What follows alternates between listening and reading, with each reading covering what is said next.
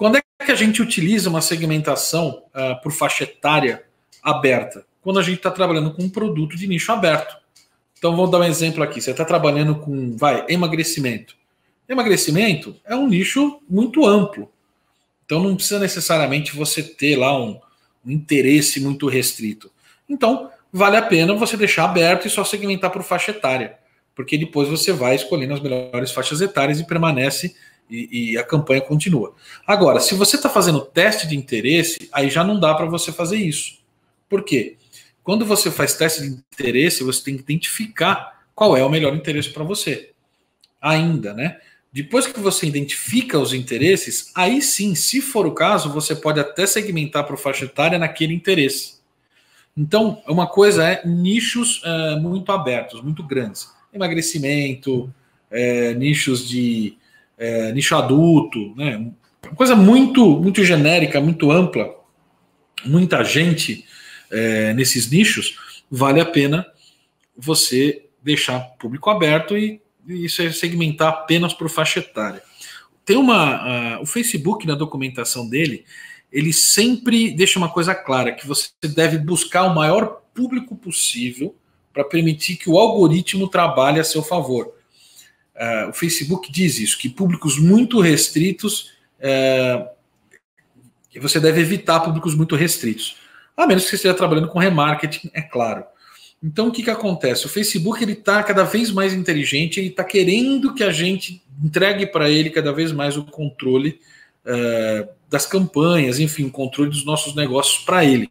Ele está ficando muito bom nisso. Só que nunca vai substituir, obviamente, aquilo que a gente é capaz de fazer. Então, quando é nicho aberto, assim, públicos grandes, faz sentido você deixar só por faixa etária. Ajuda o algoritmo a funcionar melhor. Agora, você vai começar uma campanha para um produto específico, que nem está falando top fornecedores. Eu sei que tem lá 5, 6 interesses que podem dar certo e quero testar mais 2, 3. Então, aí você não faz dessa maneira. Aí você vai fazendo um conjunto, você faz uma campanha com um conjunto em cada interesse. Só observando por tamanho do público de cada interesse. Porque o Facebook é uma outra coisa que ninguém não, né? Muito pouca gente presta atenção quando se trata de CBO. Nós estamos falando aqui só de CBO, tá? O Facebook ia mudar agora em setembro, né? Ia passar todas as campanhas de administração para CBO, o orçamento de campanha para CBO, mas eles adiaram agora para fevereiro. Se eu não estou enganado, 20 de fevereiro, não tenho certeza, mas para fevereiro do ano que vem, porque muitos comerciantes e tudo mais reclamaram, né, donos de negócio reclamaram que não havia tempo hábil para aprender a trabalhar com CBO, ia perder muita venda no Natal e tudo mais. Mas para nós não, isso não é um problema, a gente já vem falando disso praticamente desde o início do ano, então a gente já conhece bem como é que funciona o CBO.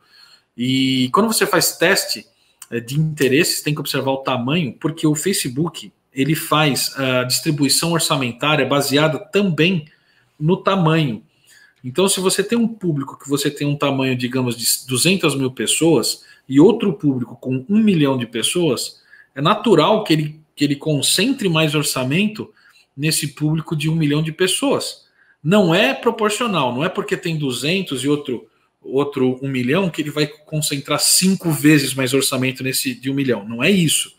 Mas ele com certeza vai direcionar mais orçamento para esse de 1 milhão. E aí o que vai contrabalancear? Vai contrabalancear aquele público que tem maior propensão, segundo a análise do Facebook, para converter no objetivo que você está querendo. Ou seja, isso é uma documentação muito pouco conhecida de CBO, que ele fala sobre isso, que é a distribuição orçamentária. Por isso que às vezes você bota lá uma campanha com vários interesses e você vê que o Facebook gastou uma nota no interesse que não está dando resultado. Mas o Facebook então é burro, ele não está entendendo que a melhor segmentação é outra. Negativo. Ele está fazendo, na verdade, um teste baseado no tamanho da audiência e a propensão a converter. Então, como te falei, não é proporcional, não é porque um tem 5 vezes o tamanho do outro que ele vai gastar 5 vezes mais orçamento num conjunto do que o outro. Mas ele vai levar isso em consideração também. Ele precisa despejar mais orçamento nessa audiência maior para ele começar a testar as hipóteses que ele tem. Quando eu falo testar, obviamente é uma metáfora, o Facebook não é, embora a gente saiba que é muito inteligente, não é uma pessoa, então ele não tem um julgamento que nem o nosso, é uma inteligência artificial, mas ele tem os critérios dele, ele vai testar baseado nisso. Então,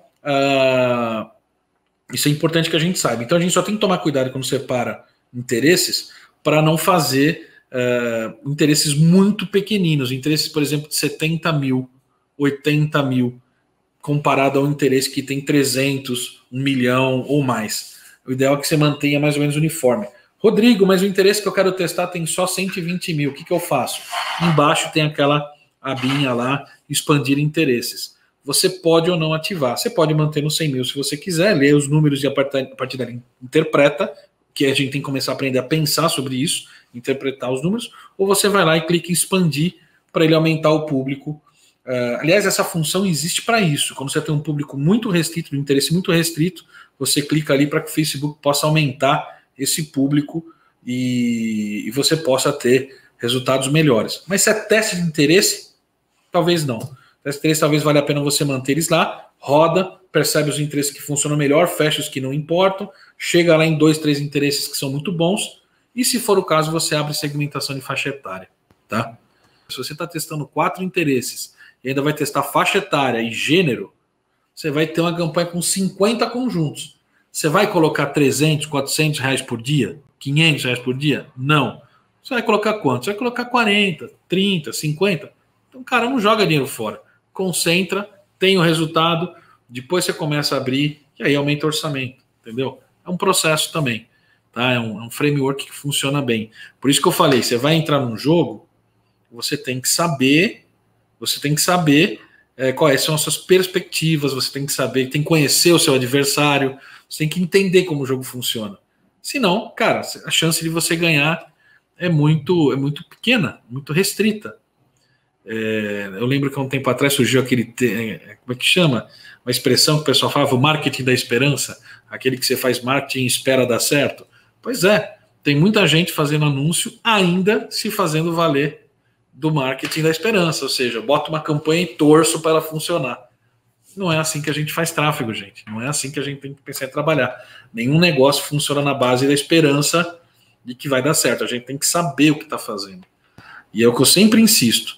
As pessoas pensam muito naquilo que dá certo. E isso é bom.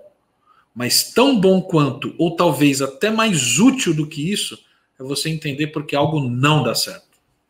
Porque quando você sabe o porquê que não deu certo, você já começa eliminando uma porção de hipóteses e ganha muito tempo com isso.